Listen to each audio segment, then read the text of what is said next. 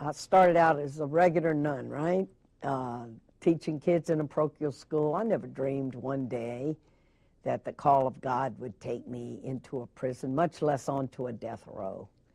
And I'll tell you, the intersection of grace that made that happen was I got involved with poor people. Who's in prisons? Overwhelmingly, 85–90% are poor people who are in prison. And I got involved in an inner city project in New Orleans, and I was amazed at the difference. Like all of my friends, in our regular conversations, we talk about what college we were going to go to. And in every family in St. Thomas, African-American families, everybody talked about who was in what prison. Somebody from every family was in prison. Now, what kind of society do we have where there's a greased track for some people in our society that goes into prison? We incarcerate far too many people in this country. 1 in every 3 young black men, ages 18 to 29, are in the prison system in the United States. That's what we're doing with our poor people. That's what we're doing with our uneducated people. We're incarcerating them. But because I'd gotten involved with poor people, and then I was invited to write a letter to somebody on death row, and I thought I was only going to be writing letters. I didn't see myself as doing a prison ministry. I was there to work in the Center for High School Dropouts and help people get jobs. But I thought I could write a letter, and that's the sneaky part of God, see, because the man wrote back. When I first looked into the eyes of Patrick Saunier, and I saw that very human face, I said, oh my God, he's a human being, and that never left me. And you know, when we talk about we're all made in the dignity in the image of God, that's what this really means. And so then my journey began, and that's the journey in Dead Man Walking. And 2.5 years later, I end up walking with him when they killed him. The state of Louisiana electrocuted him to death, and I was a witness. St. Bonaventure University staged Dead Man Walking in November of 2008.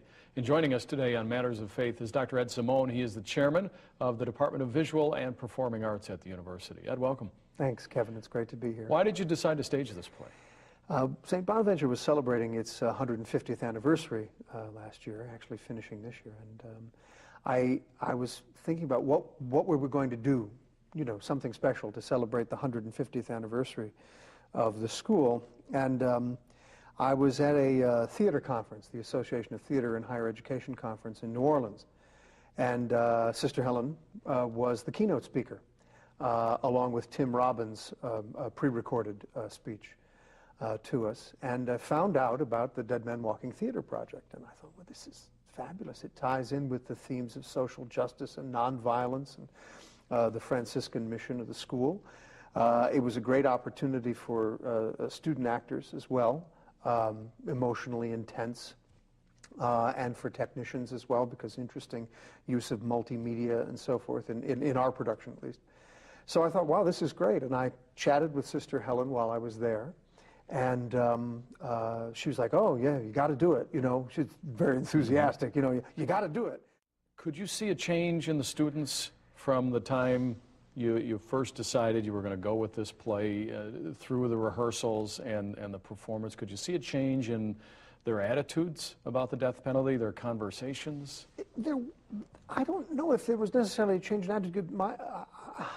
I didn't, as a director, press them for their personal feelings on the death penalty, because I wanted them to carry whatever they had into the rehearsal process and see how that process worked on them. I think that there was definitely a change in awareness, though, and an emotional resonance with the people on death row and the people who deal with the people on death row, the families of victims, too.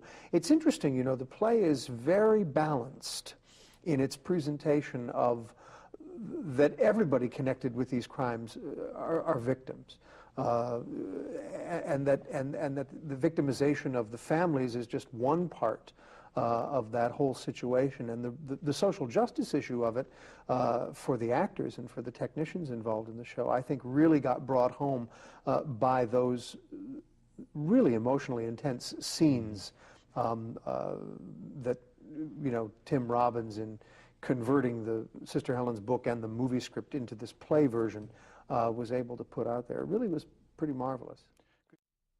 Welcome back to Matters of Faith. Erin Lowry, a sophomore at St. Bonaventure University, played the role of Sister Helen Prejean in Dead Man Walking in November of 2008. And Alex Sanders, a senior at the university, played the role of Matthew Poncelet, the death row inmate who was befriended by Sister Helen. The two of them join us today on Matters of Faith. Erin is from Shanghai, China. She is my niece. She is the oldest daughter of my sister Connie. Alex is from Howell, New Jersey. Thanks very much for joining us. Sure. Had you given the death penalty much thought before you were chosen for this role? I think being raised Catholic, I had always been more or less pro-life in general, and I had always been kind of anti-death penalty, but I never put a ton of thought into it until I was cast as Sister Helen in Dead Man Walking. How about you, Alex? You know, I did not put that much thought into it. I never saw the movie Dead Man Walking. I was just, you know, concerned with, you know, just reading the lines and, you know, just doing the role as best as I could and practicing it over and over again. I didn't know a whole lot about the death penalty, but I figured this is the way I would learn. And what did you take away from your role of Matthew Poncelet? Took away, well, you know, he's a very isolated, frustrated character. He's very alone, and he needed somebody. You know, he really did need somebody. But yet, at the same time, he was in denial. So there's a lot of anger and a lot of frustration. So what I took away from the role was I learned that, you know, how alone and frustrated and angry someone on death row could become. Erin, you played Sister Helen Prejean, and a multi-dimensional character. She had a lot going on in her life and in this play. What attracted you to her?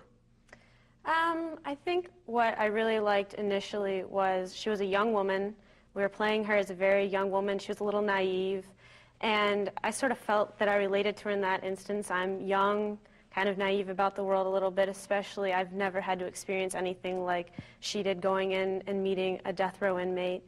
And she was just so powerful, and she took everything on with such grace. And the other thing that I learned, too, is that her emotions were just like any other human. There were scenes where she just got so angry at him because he wouldn't listen. And at first I thought, well, she's a nun, so she does everything, you know, she's so mature. And then I learned, like, no, of course she'd get angry at him for doing something that he shouldn't. And overall, you know, she just handled everything so well, and she was with him up until the very end. What was it like meeting Sister Helen? It was amazing. She's just such an incredible person, and not really what we expected, I don't think. What at did you all. expect? I think all of us thought that she'd just kind of come in as sort of warm, friendly, just none. And she comes, she goes, hey, hey, hey, and we're like, oh my goodness, hi. And she's just cracking jokes the whole time, and just so much fun to be around. Did she have a message for you when she talked to the cast and crew? Well, she signed my book, Dead Man Walking, and she wrote down, choose life. And I think that's really her overall message. She's, you know, Southern lady, Southern accent, just really just a cute little woman who just, you know, has a lot of love to give, and she gives that through her message. She's a very captivating speaker. When she gave a lecture in front of, I think it was probably easily 500 people, and she told a lot of funny stories, and she was getting her point across about the death penalty, and you know, that you should choose life without really being in your face and aggressive about it, but she really gave a lot of people food for thought. That's the first time you've ever been in a play, right? Yeah, first time ever having the lead role. It was a lot of pressure, but it was a lot of fun. How about you, Erin? I think it's given me a lot to think about, especially with the death penalty, and it's made me want to make a difference. Just seeing someone who, all she did was write a letter to someone who needed help, and she has made such a huge impact in this world, and it just shows you that anybody can do it.